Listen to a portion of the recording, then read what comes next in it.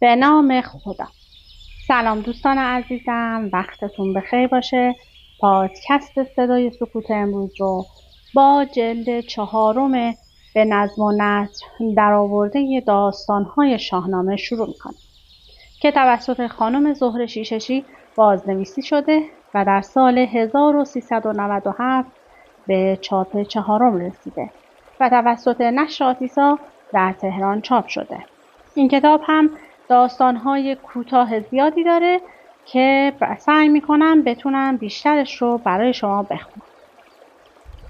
لطفاً با من همراه باشید تا این کتاب زیبا رو کشفش کنید.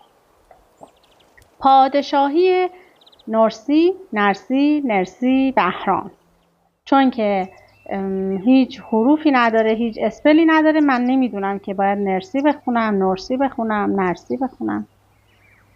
وقتی نرسی یا نرسی بر تخت سلطنت نشست و تاجی را که سزاوارش بود بر سرش گذاشت، همه بزرگان کشور برای عرض تسلیت به حضورش رسیدند.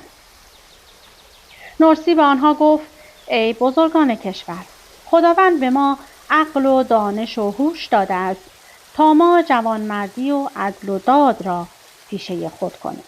همه بدانیم که اگر دوستی خردمند را برای خودمان انتخاب کنیم، مانند این است که در یک بدن با او هستیم.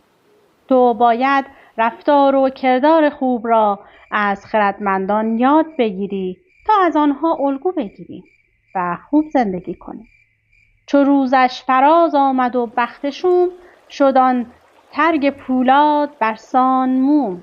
دوان شد به بالینش شاه اورمزد، برخشانی لاله اندر فرزد.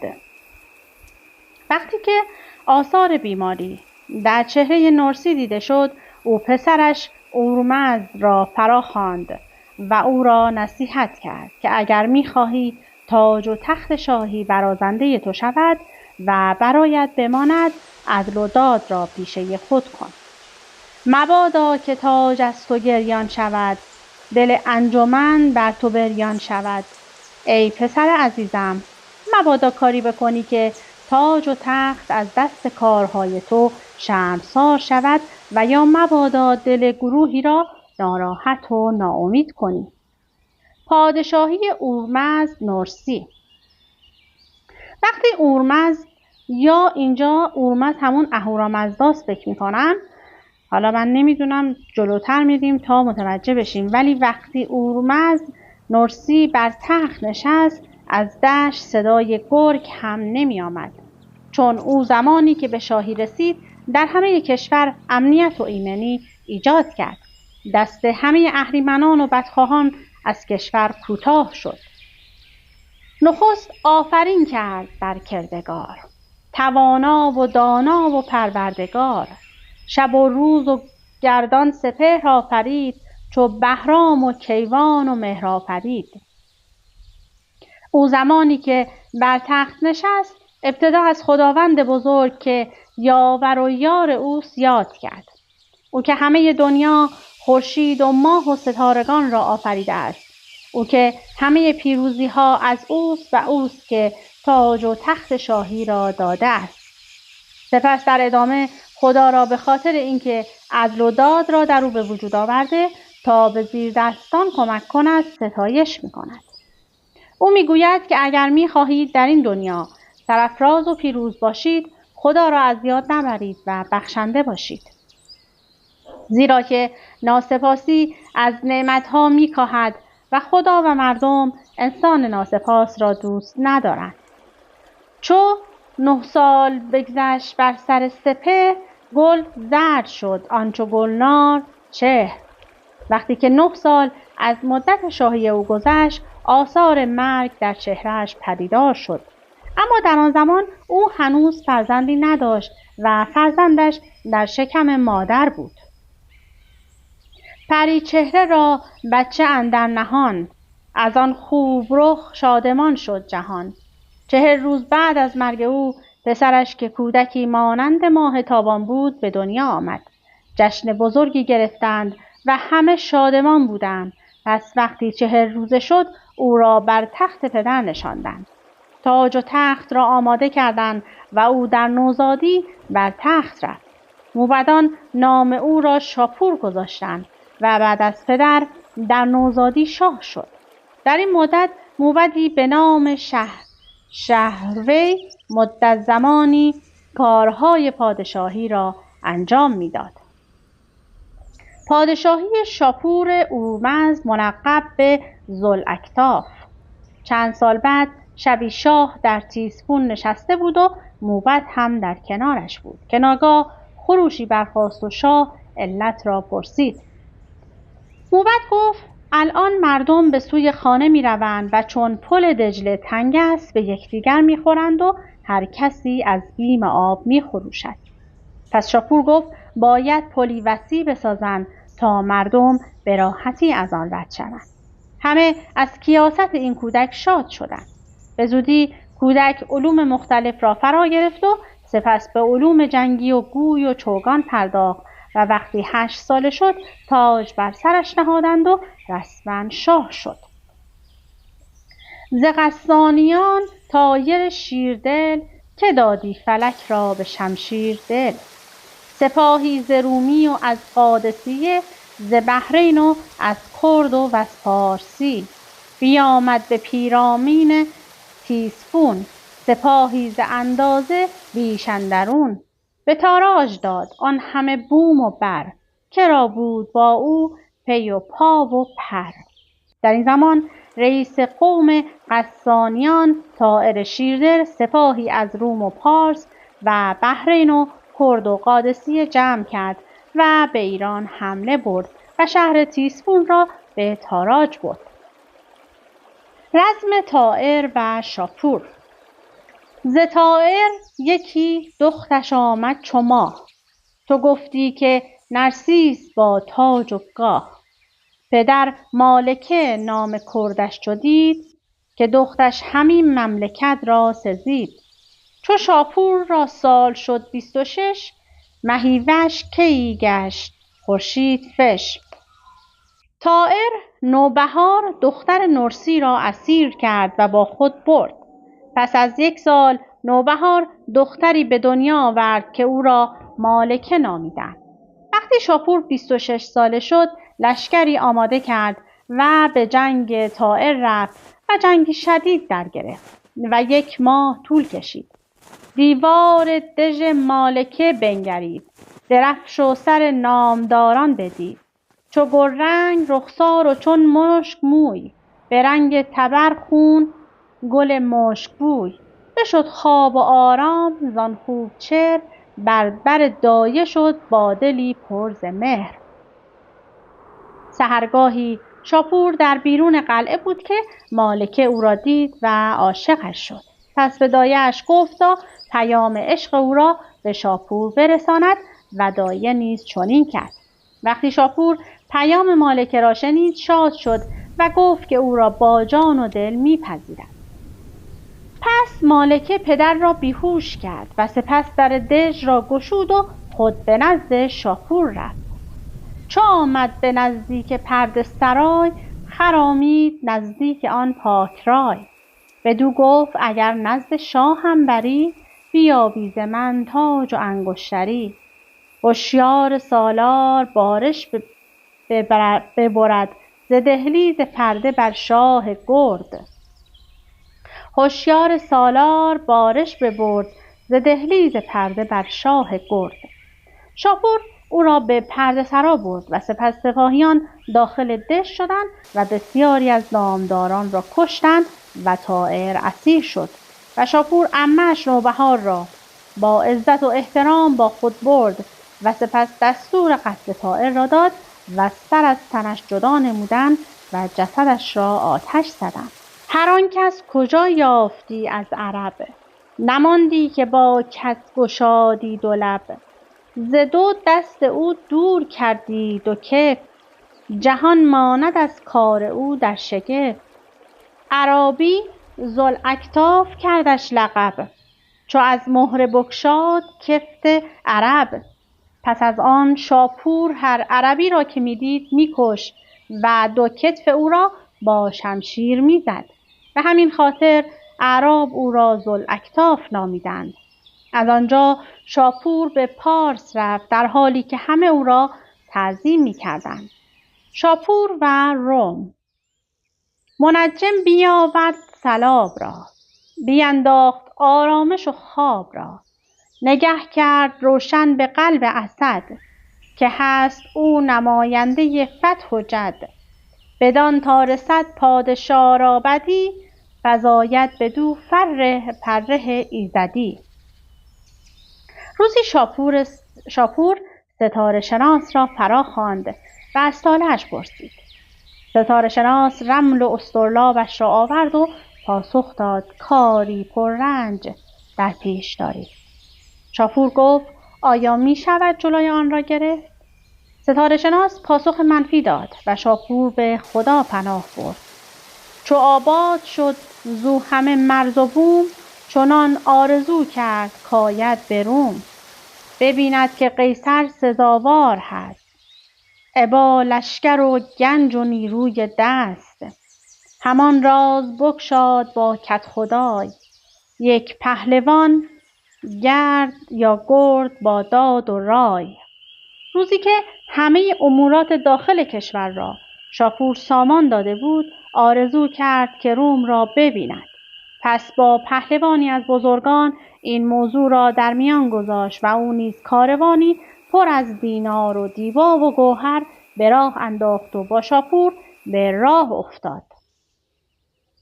بپرسید و گفتش چه مردی بگوی، که هم شاه شاخی و هم شاه روی. چون این داد پاسخ که ای پادشاه، یکی پارسی مردم و پارسا. به بازارگانی برفتم ز جز، یکی کاروان دارم از خز و بز. وقتی به روم رسیدند به در خانه قیصر رفت و خود را بازرگانی از پارس معرفی کرد. پس وقتی به نزد قیصر رسید به ستایش او پرداخت و قیصر نیز از او پذیرایی کرد. به قیصر چنین گفت کای سرفراز، یکی نوسخن بشنو از من به راز. که این نامور مرد بازارگان، که دیبا فروشد به دینارگان. شهنشاه شاپور گویم که هست، به گفتار و دیدار و فر و نشست. مردی ایرانی که در دربار روم بود به قیصر گفت او شاپور شاه ایران است. قیصر متعجب شد ولی به روی خود نیاورد. بر مست شمعی همه سوختند، به زاریش در چرم خر دوختند. همی گفت هر کس که این شوربخت، همی پوست خر جست و بگذاشت تخت. یکی خانه‌ای بود تاریک و دنگ، ببردند بدبخت را بیدرنگ. بدان جای تنگ اندر انداختند، در خانه را قفل برساختند. کلیدش به کدبانوی خانه داد، تنش را بدان چرم بیگانه داد. وقتی شاپور مست شد او را گرفتند و درون چرم خر دوختند و به اتاق تاریکی بردند. کلید اتاق در دست زن قیصر بود. زن کلید را به کنیز خود که ایرانی نژاد بود سپرد. چو قیصر به نزدیک ایران رسید، سپه یک به یک تیغ کین برکشید. از ایران همی برد رومی اسیر، نبود آن یلان را کسی دستگیر. به ایران زن و مرد و کودک نماند، به ایران زن و مرد و کودک نماند. قیصر همان روز از نبود شاه ایران استفاده کرد و لشکرش را به سوی ایران حرکت داد و ایران را گرفت. بسیاری از ایرانیان یا کشته شدند یا اسیر و یا فراری بودند و بسیاری نیز به اجبار به دین مسیح در آمدند. به هنگام نان شیر گرم آورید، بپوشی سخن نرم نرم آورید. به شیر اندر آغارم این چرم خر، که این چرم گردد به گیتی ثمر. پس از من بسی سالیان بگذرد، بگوید همی هرک دارد خرد. کنیزک همی خواستی شیر گرم، نهانی ز هر کس به آواز نرم. مدتی گذشت و کنیز قیصر از اسارت شاپور ناراحت بود پس به او گفت من خیلی ناراحت هستم که تو در این چرم گرفتاری. یادم میآید که قدی مانند سرو داشتی و حالا در این چرم خمیده شده ای. من چطور میتوانم کمکت کنم؟ شاپور پاسخ داد هر روز چرم را با شیر داغ آغشته کن و بمال تا پاره شود. و کنیز نیز چنین نمود تا بالاخره شاپور توانست از چرم بیرون بیاید. شاپور در فکر چاره بود تا فرار کند. کنیزک بدو گفت فردا پگاه شوند این بزرگان سوی جشنگاه.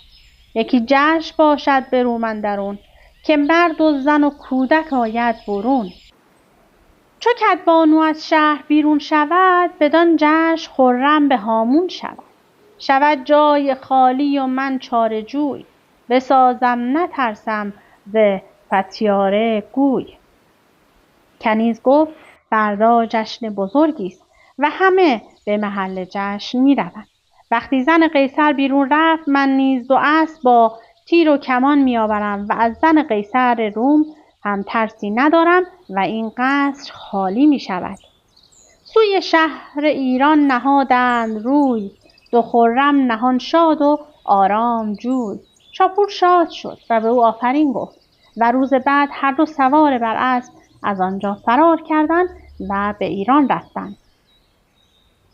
به بدخواه ما باد چندان زیان که از قیصر آمد به ایرانیان. از ایران پراکنده شد هر که بود نماندن در آن بوم کشت و درود. ز بس غارت و کشتن مرد و زن پراکنده گشت آن بزرگ انجمن. و از ایشان بسی نیز ترسا شدند به زنار پیش سکوبا شدند. در راه به دهی رسیدند و در خانه باغبانی را زدند و از او خواستند که اجازه دهد تا شب را آنجا بماند. باغبان پذیرفت و از آنان پذیرایی کرد.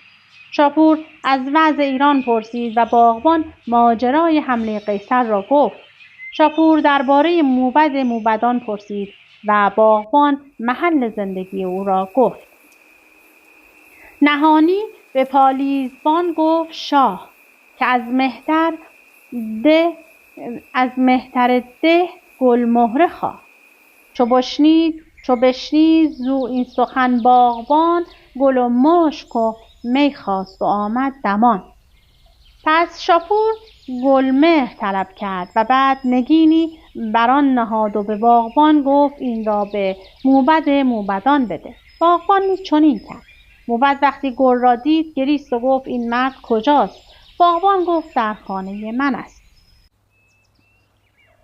چو رفتند نزدیک آن نامجوی یکایک نهادند بر خاک روی. مهان را همه شاه در بر گرفت ز بدها خروشیدن اندر گرفت. بگفت آنکت شرم خر دیده بود سخنهای قیصر که بشنیده بود. هم آزادی آن بت خوبچهر بگفت آنچه او کرد پیدا ز مهر.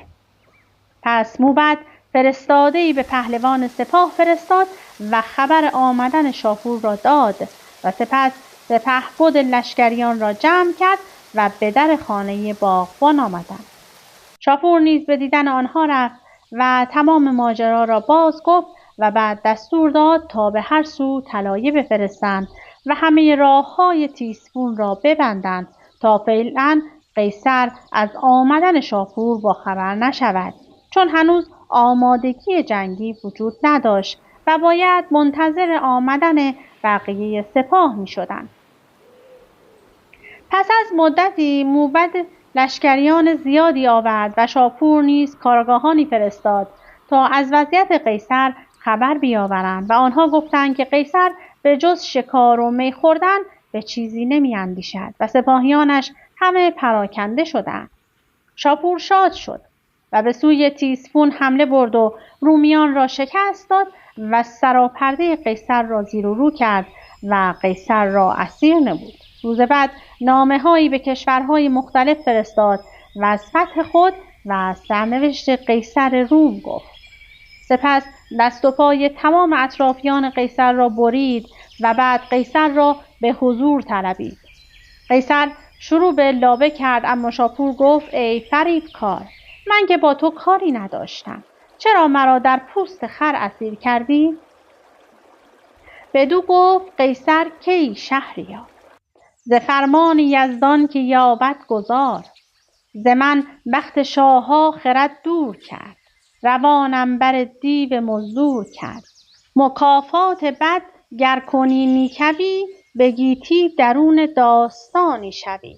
که هرگز نگردد کهن نام تو، برآید به مردی همه کام تو. قیصر گفت تاج و تخت مرا مغرور کرد. شاه گفت چرا ایران را خراب کردی؟ باید تمام اموالی که از ایران بردی برگردانی و بعد هر چند نفر از ایرانیان را که کشتی در برابر هر یک نفر ایرانی 10 نفر رومی تاوان دهی و درخت‌هایی که بریده‌ای دوباره بکاری و اگر چنین نکنی پوست از سرت می‌کنم. 2 گوشش به خنجر بدو شاخ کرد، به یک جای بینیش سوراخ کرد.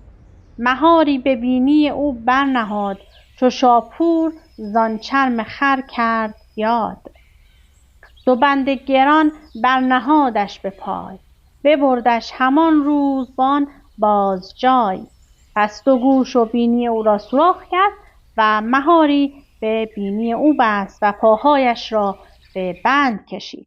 سپس شاپور لشکری آماده ساخت و به سوی روم رفت و آنجا را ویران کرد.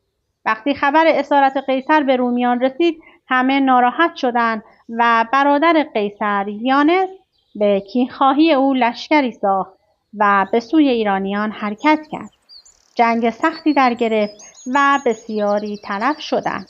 چو بشنید یانس بجوشید و گفت که کین برادر نشاید نهفت.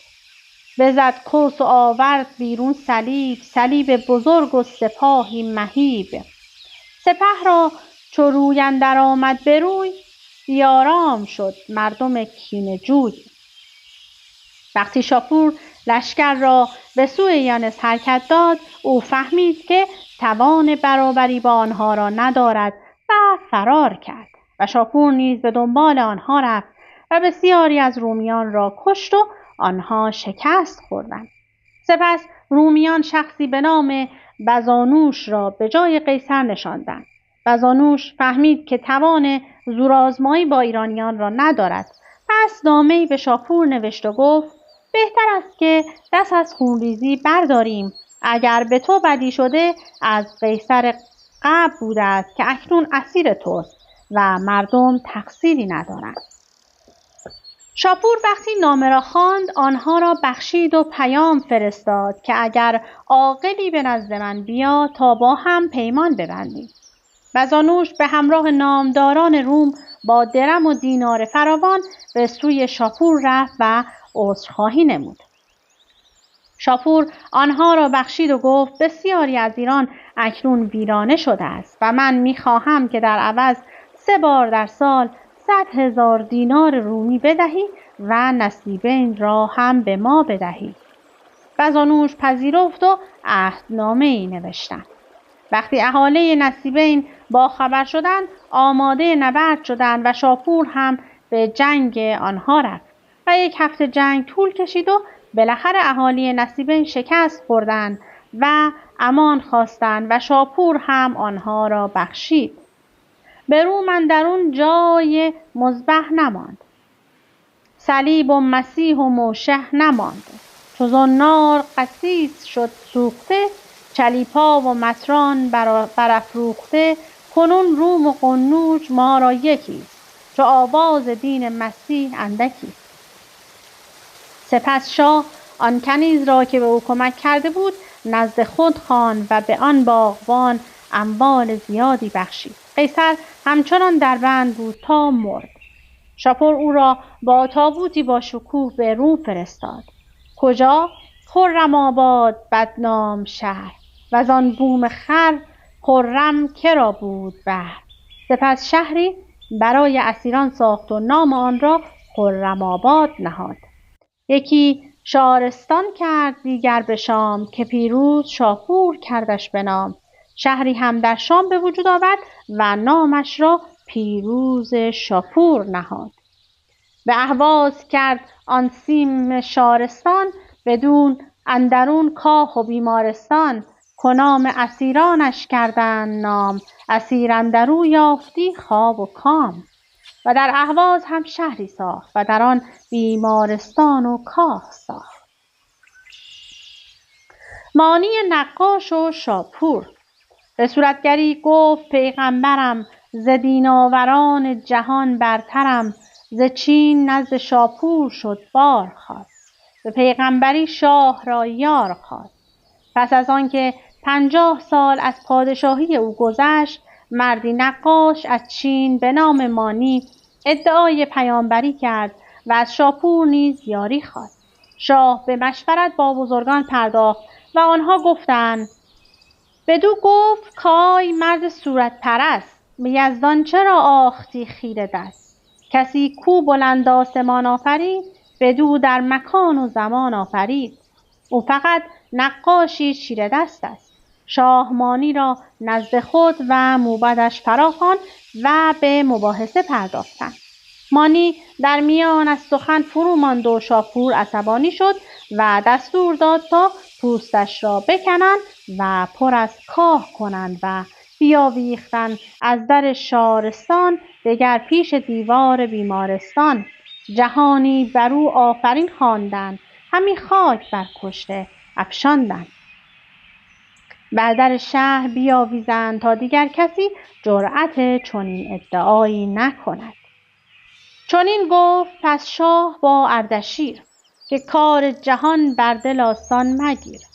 بدان ای برادر که بیداد شاه، پی پادشاهی ندارد نگاه. به آگندن گنج شادان بود، به ظرف زفتی سر سرفرازان بود.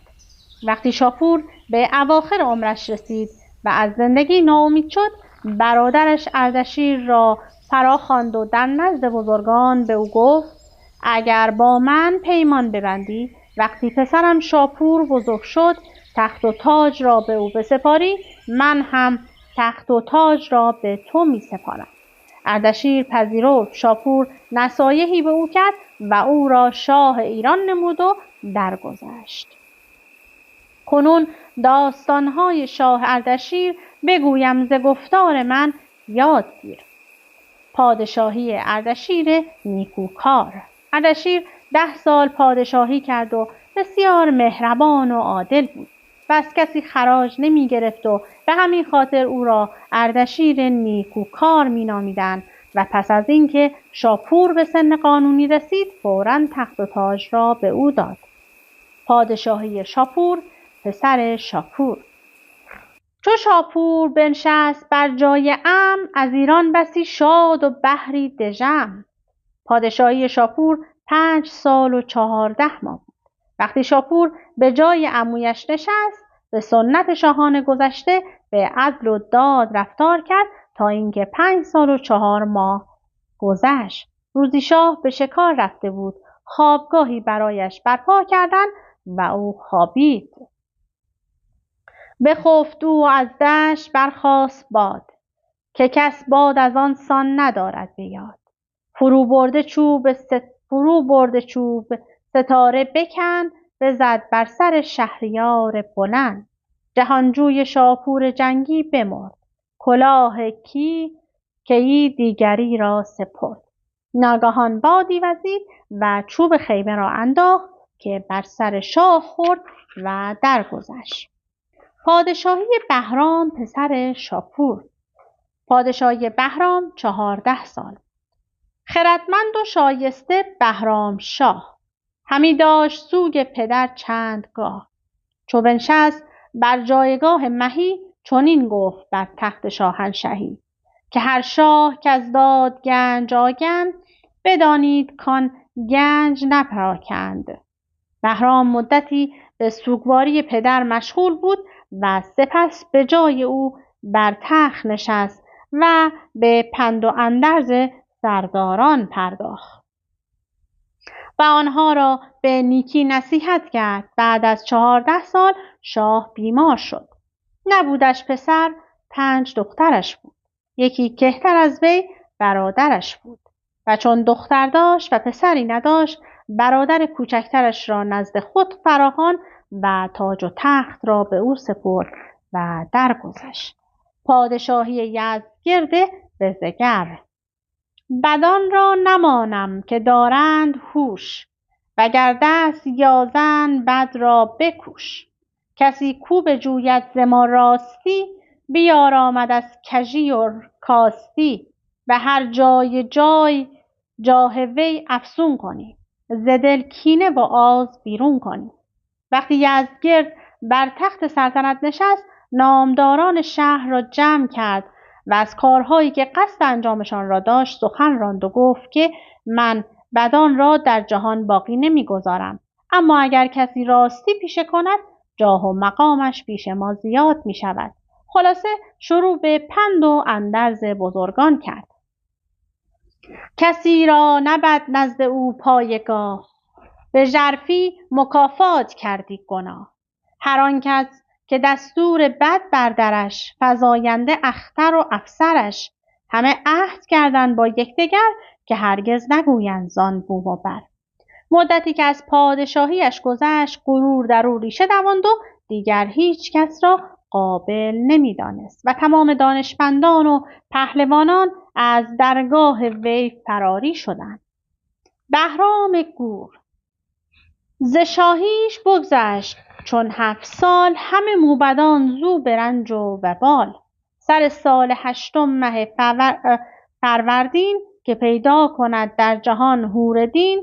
یکی کودک آمدش هرمز روز، به نیک اختر و فال گیتی فروز. همانگه پدر کرد بهرام نام، از آن کودک خرد شد شادکام. 7 سال که از پادشاهی او گذشت، کودکش به دنیا آمد که او را بهرام نامید و سپس ستاره شناسی به نام سروش را فراخواند تا طالع او را بجویند. ستاره شناس گفت او شهریاری خواهد شد که بر 7 کشور پادشاهی می کند. پس از آن موبد و وزیر و چند تن از بزرگان نشستند و مشورت کردند که چه کنند تا این کودک خوی پدر را به ارث نبرد. بگفتند کائن کودک بر منش، ز بیغاره دور است و ز سر زنش. جهان سر به سر زیر فرمان اوست، به هر کشوری باج و پیمان اوست. نگه کن به جایی که دانش بود، ز داننده کشور به رامش بود.